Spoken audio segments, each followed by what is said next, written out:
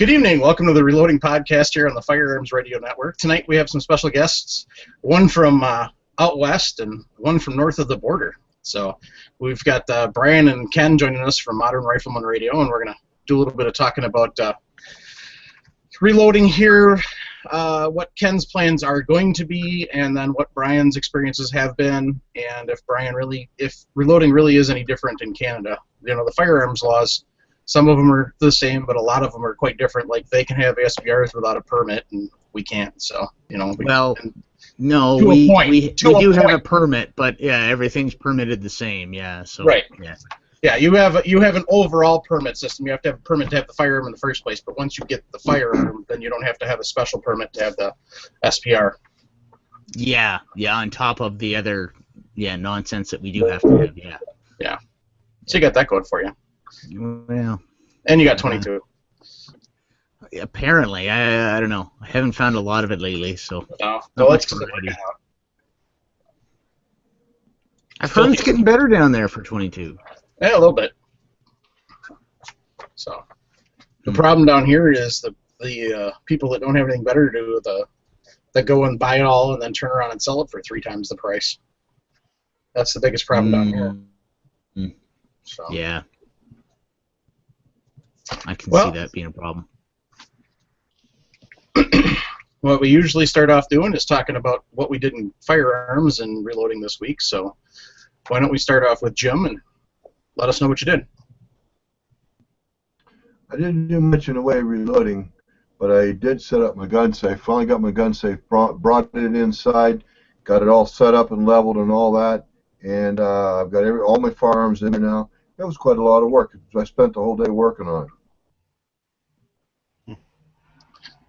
Yeah, it can be a pain in the butt to do that, especially if the floor is not level to begin with. So. Yeah, well, I put away all my cases and stuff. You know, just like most folks, my firearms are scattered around the house, and I had to keep track of it in my head where everything was. I mean, we're all guilty of it if we don't have a safe. And I'm finally, after so many years, I finally broke down and bought a safe. Cheap insurance policy. Oh yeah. Jason, what'd you do this week? I went shooting this morning. Took the wife and the youngest boy out and shot some 6.8 and 45 and 357, 40, and 9mm. Holy crap! It's a miracle. A long time. I know, right? But I was really excited to get to play with that app for that Caldwell shooting cronny. It is a fun toy to play with. It's very interesting. Well, I didn't do a heck of a lot this week. I did get out to the range once to play around a little bit with some 22. I was going to shoot the Squirrels Rifleman Challenge and then forgot the target, so that was kind of a bummer, so now I'm getting crap on that. But Ken, what'd you do this week? This week, I think it was this past week, I did actually get in a piece of reloading equipment that I've been waiting for. It's one of the case holders, and the you're gonna have to help me out with this. It's the case length. It's a piece of metal that goes inside the case, so that you can trim it. Yeah, so you can trim it to length. I got that in for a friend of mine because we're starting to reload up his 3220 cases that he gave me quite a while ago. Now, are you reloading those with black powder then, or are you actually using smokeless? No, they're going to be smokeless. Okay. But he just loads them up for his wife for like kind of cowboy loads, so pretty light loads. And Brian, what'd you do this week? Let's see. I spent pretty much the entire afternoon today at the range, just re-zeroing my AR and just testing out some factory ammo. A friend wanted me to run a few different lots through my gun just to see what kind of results I was getting for accuracy between the different lots. So. Okay. That was all good. Fun afternoon. Yep. So, I guess the first question is, Brian, how long have you been reloading? I was trying to think. I'm going to say roughly 15 years.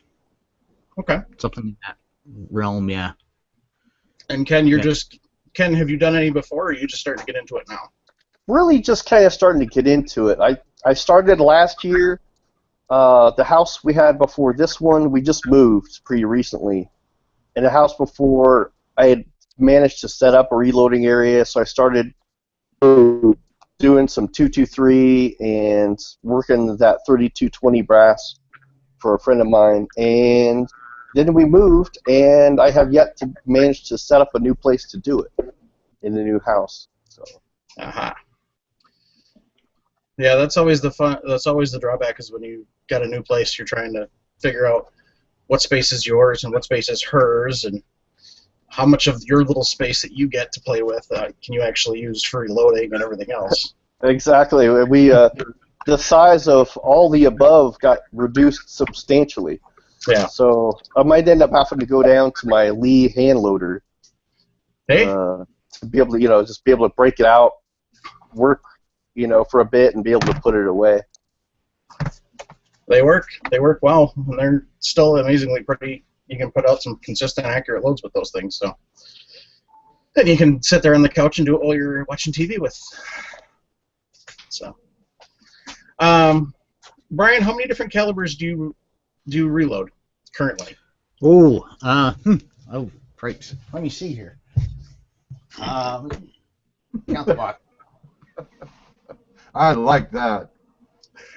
Not as many as used to, but probably 8 or so, or 10 maybe. I've dabbled in a lot of different calibers, and sometimes then after a while I've gotten tired of that particular gun, and sometimes the dies go with it, that kind of thing. So I kind of really got into reloading right away as soon as I get into firearms, and just because I was into milsurps, and having a reliable supply of ammunition for those really kind of meant I needed to hand load for them. Yeah. It was easy to find components, not so much to find actual loaded ammo. So, what's your favorite cartridge? Oh, right now, probably 5.56. That's what I load most of, because that's what I compete with. So, yeah. That's what the bulk of my reloading is for. But I've been dabbling again with 303, and I'll get more into that again over the winter once the competition season's completely over, and play with my Lee Enfield a little bit. Okay. Yeah, I'll have to get a hold of you when you do that, so I can get some pointers. I have a bunch of brass laying around here somewhere that I got to start working on for my 303. So. Yep. Yeah. It's a unique cartridge just based on the action of the Lee Enfield, but it's not really hard to load at all. So. Yeah. Now you said competition. What competition do you shoot? And when you're loading your ammo, are you just kind of loading for volume, or are you loading for accuracy at the same time? Kind of both, depending on the sport that I'm loading for. I shoot what's called service conditions, and it's basically a military type shooting event. When we shoot service rifle, the distances get long, so we get back to about 500 yards. I shouldn't say long, but we get back to 500. So I tend to load much more accurately for that particular sport. I also shoot a sport called CQB, which is really short range, and there I'm just loading high volume. It's all short range stuff, and you don't need really pinpoint accuracy for it. So that's where the Dillon really shines in that loading for that particular event. When I get back into loading for service rifle, I use the Dillon basically to prime the cases. After that, I kind of single stage things. Okay. Do you now for the service rifle? How long did it take you to come up with a load that was accurate all the way out and consistent all the way out to 500? Honestly, with the amount of information that's available online now, it didn't take me very long. I basically looked up the Sierra recommended loads, and just talking to different people who've loaded, and I've kind of said, oh, okay, so this powder works? Yep, okay, fine. I'll work with this powder and this bullet, and just play with play with the charge weight until I got something that I like for accuracy. I haven't wanted to go and try a bunch of different things and find the ultimate, most, bestest, fantastic thing. Okay, I've got a bunch of this powder. This powder is good for that cartridge. I'm going to use this powder and be happy with it. So. Okay, so it's not necessarily. Now you're just looking. Is that more sub MOA, or are you looking to get, obviously 500 yards? No, it's not. Typically, we're looking at our bull is about 3 minutes, and the V or the what you call the X are a minute and a half. So I'm not trying to make an rifle. It's kind of common accuracy is what I'm looking for. So okay, if I can be under 3 minutes, minute and a half, I'm happy. Yeah, and at 500 yards, that's or 500 meters, that's a decent amount of real estate you're covering. So yeah, that's not too bad then. As far as components, are components still easy to find, or are they getting harder to find? They come and go. I've particularly a powder I do use a lot is Velvet, and that's becoming difficult to get a hold of. I have an 8-pound keg on order. I've had it on order now for, I think, close to 8 months. Just from this particular source, but I've had some other sources for it. Primers come and go. When you guys get the scares down there, then our supply kind of dries up a fair bit. We tend to lag behind you guys in terms of when the panic sets in, or when the supplies dry up, and then when they start getting through again. So I haven't actually been buying components for a little bit. I'll get into that hedge Christmas, so I'm going to have my fingers crossed that stuff's available when I want it. Yeah. Well, I've noticed the trend here is stuff starting to come back more and more, at least around me. The last couple times I've gone looking, they've actually had Unique on the shelf at the place that I go, so it's nice to be able to start seeing that and seeing the shelves start to fill up again. So. Yep. Ken, how about you? Have you noticed that stuff's starting to come back? To some extent, powders were gone from the shelves of the stores I was hitting for a really long time. They would only get in, little bits, and it was usually stuff I wasn't interested in. But the gun shows actually seem to have a lot more. Like, I don't know where those particular guys get their stuff from, but I've managed to find the stuff that I was looking for there, compared to the actual storefront type stores. Okay. How's the price compare? It seems pretty normal. I don't really have a big what do I want to say? It seems just to be what you would see online. It didn't seem to be any price gouging at the gun shows. Okay.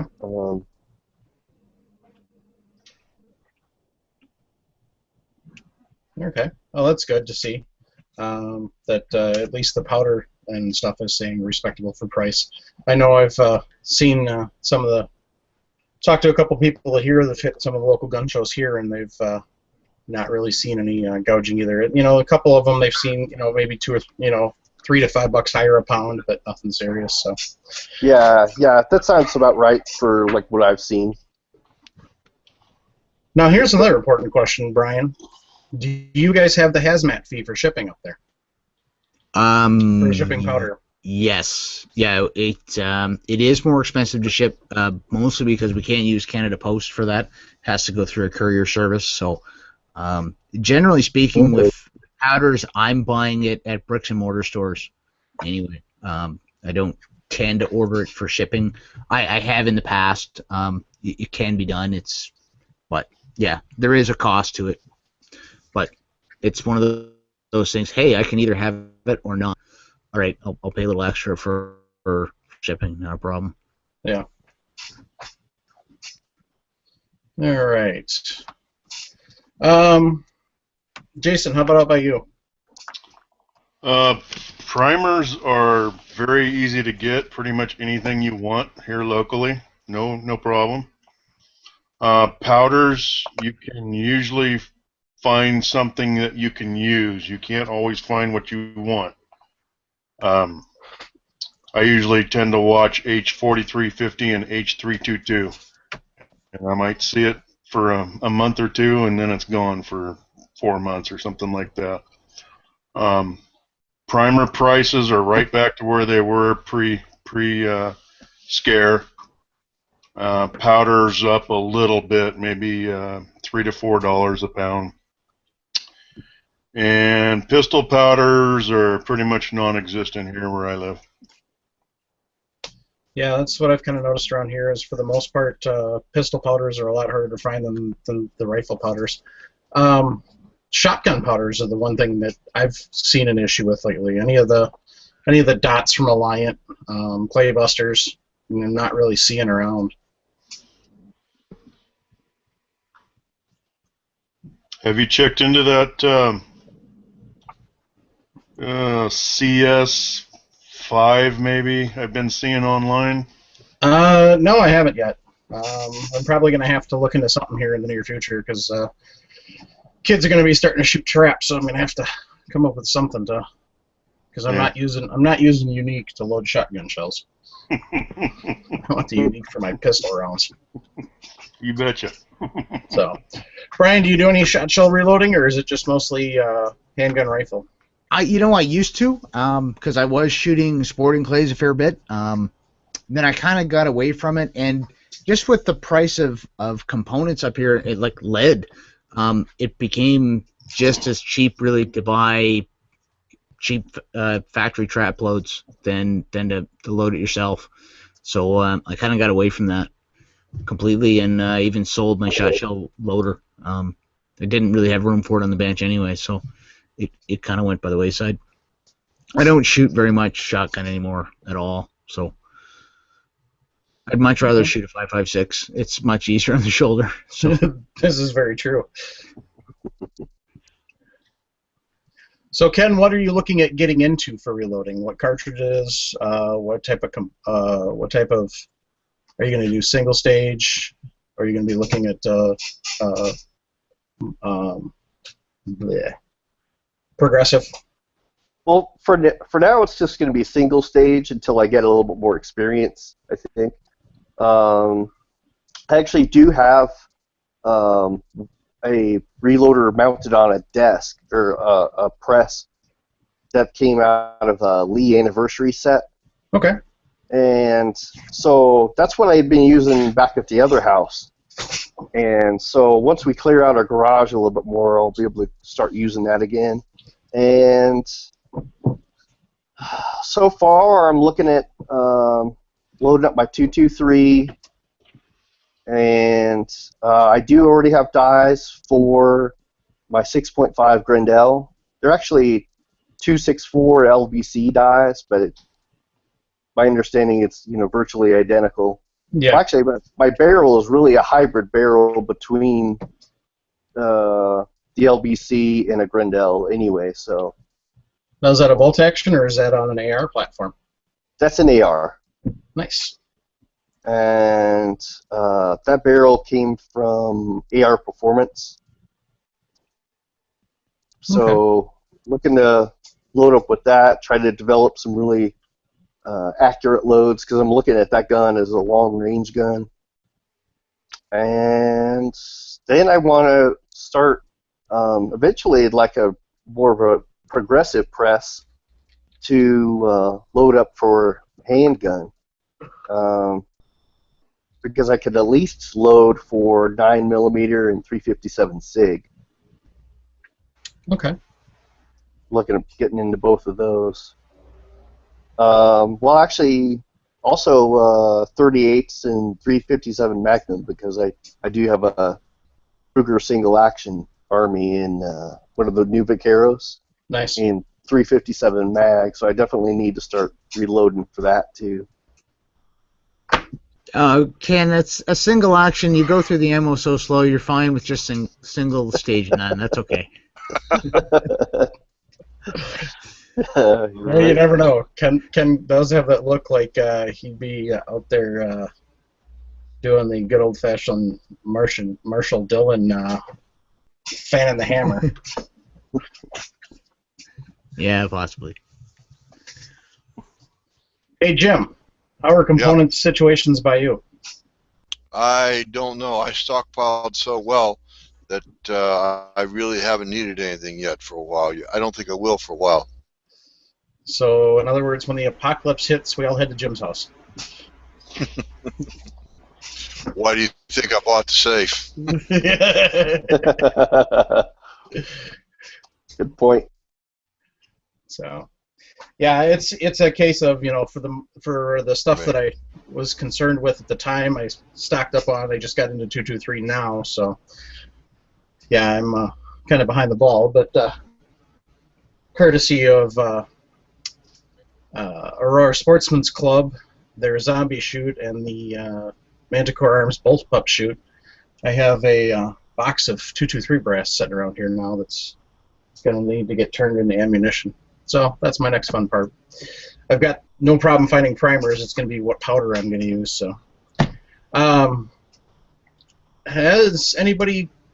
I know, Jim, you've got some of the military bulk powder right now. Brian, have you played around with any of that, or are you pretty much using commercial powders? No, I'm using all commercial powders. Okay.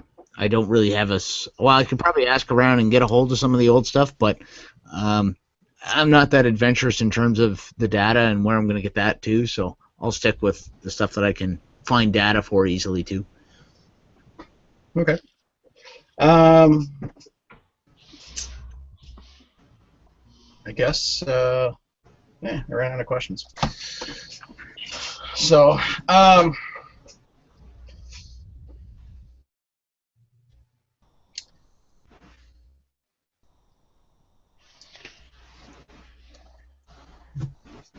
already asked you, Jim. Silly. We've been having a little bit of Jim has been having a little bit of problems, so he's been dropping in and out. So, Jim, with your experience with the military powders, has there been a lot of difference between you know, the military powders and then the popular commercial powders, or have you not noticed a lot of difference? The military powder actually seems to be a bit stronger, as in it makes a hotter load with less powder. Okay.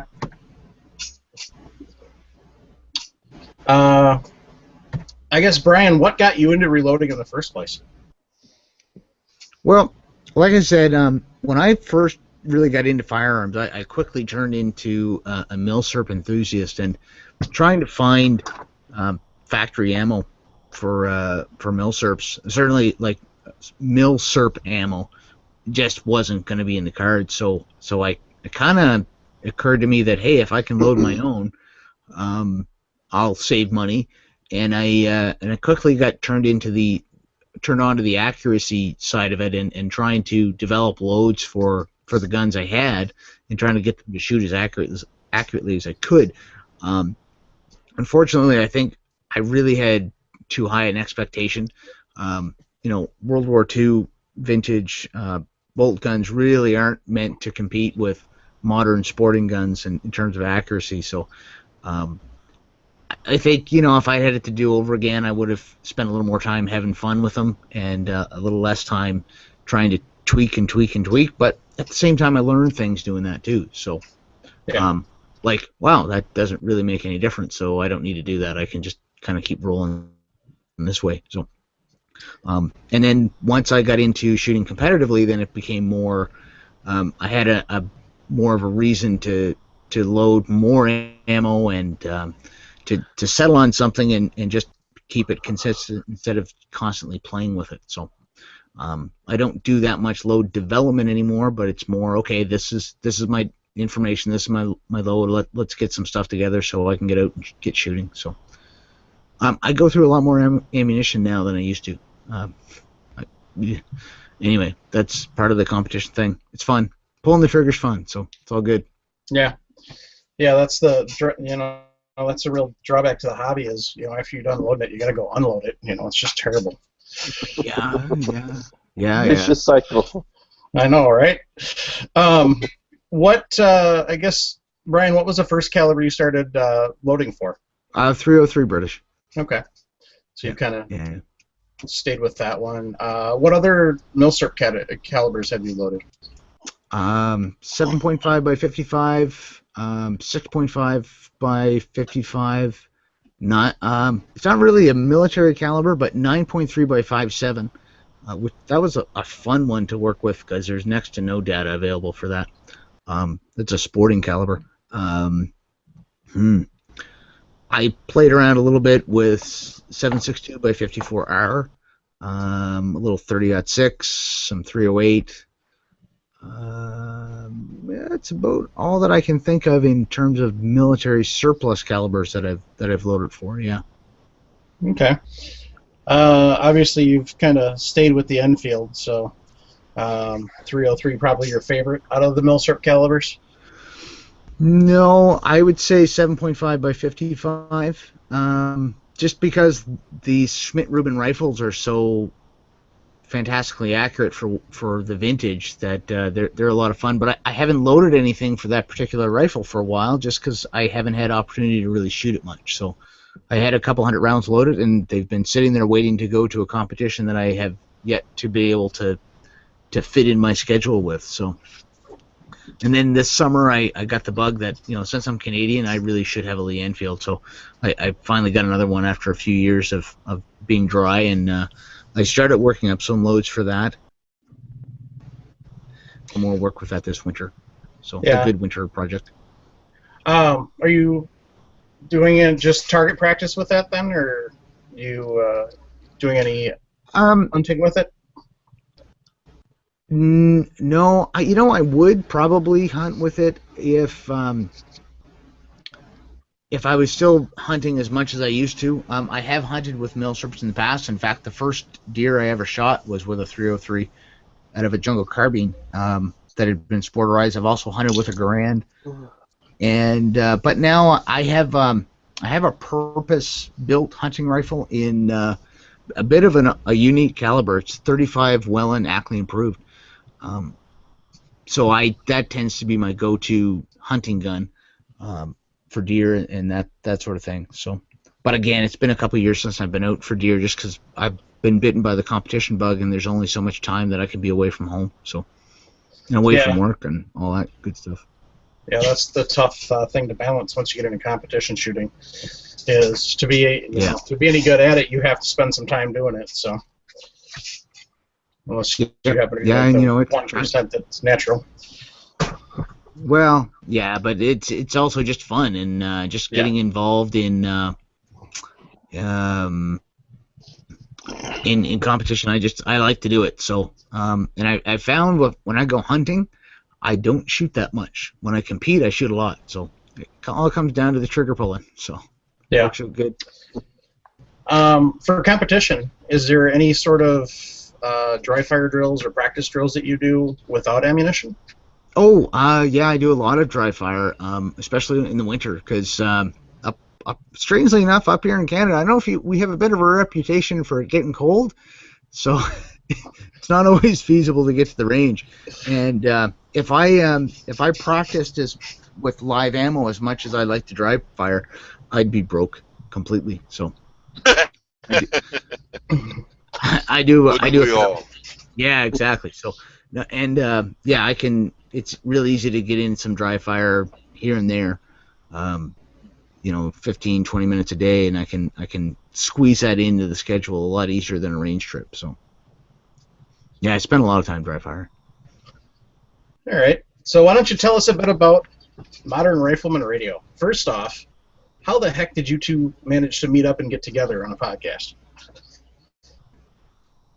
Well, we both knew each other from our previous shows separately. I was running the Rimfire podcast, and Brian was hosting the Canadian Service Conditions Radio. Yeah. So when I started Modern Rifleman Radio, I only went in a couple episodes in and thought, Yeah, there you go. Nice plug, Brian. Plugging the podcast that is no longer. Yeah, And great. isn't archived. Brilliant marketing. And isn't archived anywhere. Actually, that's not true. It's archived now. It's available. Awesome. Yeah. So anyway, a couple episodes into doing Modern Rifleman Radio by myself, I realized it would be a lot easier and a lot more entertaining, I thought, for most people if I had a co-host. And the very first person I thought of was Brian, because he was already very much into the types of things I wanted to cover on the show. And we came from slightly different backgrounds, so I thought that would add some an interesting aspect to the show. Does that sound accurate to you, Brian? Yeah, I think that's pretty much it. I thought maybe you invited me on the show just to make Charles Murray mad. I wasn't sure, that would, because that seems to work. It doesn't take much to make Murray mad. You know what? I'm thinking. I think he's got to practice at it. To be that angry all the time, it's got to be a labor of love for him. No. I think that's just natural. Yeah, I think that's just all natural, pent-up frustration. No, I think he gets up in the morning and stubs his toe on purpose just to set him off for the rest of the day. Oh, you're rough, Brian. You're tough. Oh, yeah. By the way, Charles, spell that Bryan, not Jim. Brian Bolivar said. Yes. Yeah. Well, I'm going to be in trouble with Charles anyway, so it may as well be for something I enjoyed. Exactly. Heck. That's the fun part. So, for those of you who don't know, you need to start following a couple podcasts. Obviously, and first and foremost, Modern Rifleman Radio. But you also need to follow Slamfire Radio, because you'll get a little bit of this on there, and then you need to follow the Road Gunner podcast, and you'll get a little bit more of the story and the history of what exactly we're talking about here. It's just good entertainment and good knowledge all around. Just don't listen to the Road Gunner podcast with your kids in the car. No, never. Never. Nope, never. That's not a good idea. Even the ones that aren't specifically rated explicit, no, just not a good idea. That's what headphones are for. Exactly. You guys are mean. Oh, no. This is nothing. You should spend some time on Facebook. Yeah. Ooh. Ugly. Yeah. Jason and I we're pretty gentle with each other. Very. Yeah, gee. Jason, do you have anything to say tonight, or are you just sitting back in the corner chewing on sunflower seeds, or whatever you're chewing on? No, he nods his head every once in a while. Just listening. I got nothing to add. I'll get him. So, what's the temperature out there, Jason? Just to make the rest of us mad. Are you talking to me? Yeah, what's the temperature out there, just to make the rest of us mad? It is 80 degrees at 6:30. Oh, jeez. Mm. On a day hot enough to make the devil sigh. Holy crap, it's still 54 degrees here. So, but yeah, Brian, I do know what you mean about the lovely cold and not being able to go out shooting. There was quite a few days last year where I wanted to go shoot a load that I worked up, and I'd look at the thermostat and go, no, I'm not going outside. So. Well, and that used to happen to me back before I competed, because pretty much all of my shooting was centered around testing the latest loads I put together. And if I couldn't get to the range that week because it was too cold and miserable, I wasn't very pleasant to be around. It got to the point my wife was telling me to go to the range because she didn't want to be around me while I was being all cranky. So, yeah. Now at least I have an excuse to dry fire in the basement, so it works out better. Now, Brian, when you dry fire, do you always use the computerized system, or no? You just kind of do like real basic dry fire? It really depends on what I'm working on, and if I really want to get the true trigger squeeze. It also depends on if people in the house are awake or not. I don't know if you guys have ever listened to your AR-15 cycle over and over and over again, but it rattles through the house that's quiet and wakes up my wife, and that's not good. So that's where the laser bolt comes in real handy. But yeah, it just depends on what I feel like doing. I also I'm always a little leery about putting the laser bolt in can when I have a competition coming up, because I have this bad fear that I'm going to go there and look at the gun and realize I didn't put the proper bolt back in, and then I'm going to be a muck. So I'm a little bit nervous about that, just because I know how dumb I am. I've done dumb like that before, so that's where checklists come in handy. Yes. Yeah. That's for yep. Carry both bolts in your gear bag. Yeah, that's what I'd have to do. But anyway, there's ways around it. But yeah.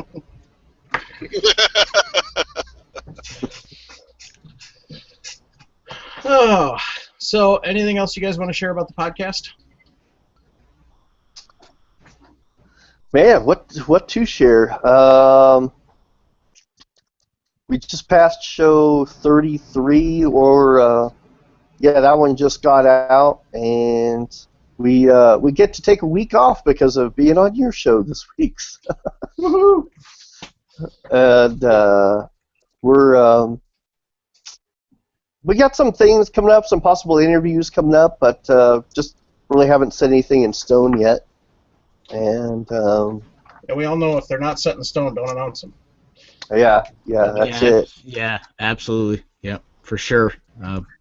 We've had many great plans that have gone awry, mostly because we just were lazy and didn't follow through.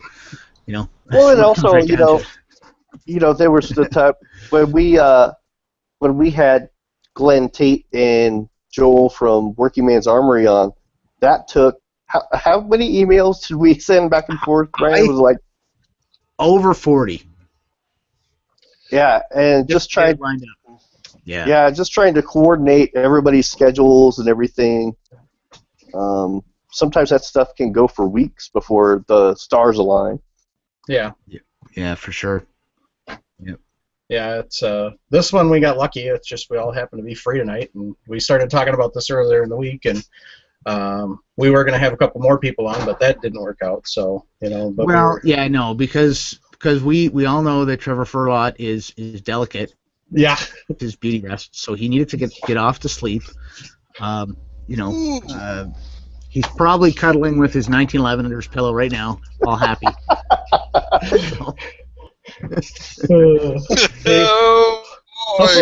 Hopefully he doesn't drool. We don't want that 1911 to rust, He's going to whale you with that 1911 itself. Yeah, he might. That's okay. Yeah. No, 1911 will take a little. That's not a problem. It'll keep cycling. Yeah.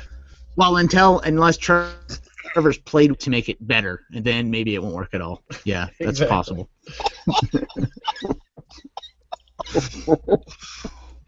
Living Dangerously on the Reloading Podcast. Hey, I love it. Trevor is 16 hours away from me. He'll forget that I said this by the time. If he gets mad and starts driving here, he'll forget in a couple hours why. So it'll be okay. Not a problem. Well, he is getting up there in age too. So. Yeah, he is. I know he's got. I don't know if he's got a foot in the grave, but his shoe is getting off close to the edge. Kind of thing. So. Yeah. Poor guy. No, he's actually he's probably beat because he was at a competition this weekend, so he's and he's got to get to work, and he is another hour ahead of us time wise, so it would have been pretty late for him. So that's because you and Jim are an hour ahead of me. So, yeah. So, Brian, where are you located anyway? Well, I'm in If you Ontario, don't mind so asking. directly north of Toronto, like north of New York State. so basically Oh, north of I you, see. Jim. Yeah. Yeah. Oh, yeah. Yeah. We frequently go up to Brampton, Ontario, Toronto area, several times a year. Oh, really? Huh. Yes, sir. Neat. Yes, sir. Cool. I Well, I smell a can't meet and recommend greet. you stay handy Toronto, but anyway, that's cool. You should, you should maybe let me know you're coming down. We can maybe get out and get a coffee or something. Yep. Let's add each other to each other's circles. That way, the Google circles. That way, we can get in touch with each other a little easier. Sure. I think we can probably make that happen. Sounds like a plan. Thank you, sir. All right, gang. Well, one thing we like to do on these is we do like to keep them a little shorter. Otherwise, my AD starts kicking in, and I'm, wandering around. You know how that squirrel thing goes, Brian. Huh? What? Where? What squirrel? Where? Where? Is Toby here too? What? The squirrel? No, Toby and Sticks. Sorry. Oh. I don't think Don't apologize. Don't apologize for no Toby and Sticks. we wouldn't have made it anywhere. No. Oh, jeez. So, well, Poor I guys. will put Let's see. Now, is there any other podcast that I can insult tonight? Let me think. I think we're pretty good. Oh, we covered haven't- most of the bases. We haven't gotten Gun Dudes yet. Oh, they're too cool to pick on. That's I can't- true. Yeah, I know. Besides, Tommy Yeah. will go east next time he comes back up north. Yeah, maybe he'll stop by. We could change. We could plagiarize them. What if we called ourselves the Reloading Dudes or Reloading Ruffians? Oh, that was weak. Wow, that was bad. We're gonna have to edit that Yeah, out. that was puke. Write that Oh, timestamp down. All Yeah, right. that was puny. Oh well. So I will put links in the show notes for your guys' podcast, and also Trevor and the gang. Maybe Chaz. I don't know. We'll see. We're still trying. Depends. Do you really want to do that to your listeners? No, probably not. Well, Besides- they'll have to go at their own free will. You're not forcing them to listen to Chaz, so it's okay. But here's the thing: if we do that, then he might get so many listeners he never puts out another podcast again. Giddy up, send it.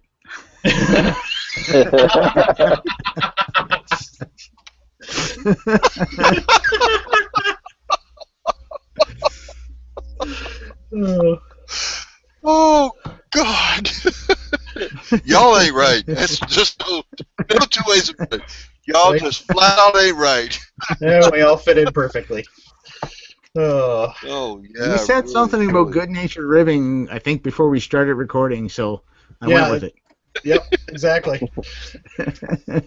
Fully expected and planned for this. So, all right. We warned you before we came on. Yeah. I've got it in Mike's writing. tried to sign off 3. Too much fun, Mike. I haven't tried to sign. I have not tried to sign off yet. No. Anyway. So. Whoa. Y'all got. It's like sudden silence. Where'd everybody go? Oh, we're all here. Still here. I think the time and space continuum just ripped with all of us being quiet at the same time. Yeah, really. Anyway, Yeah. what? You were gonna say something, Jim? I was just going to say something to Chaz. It's all in fun.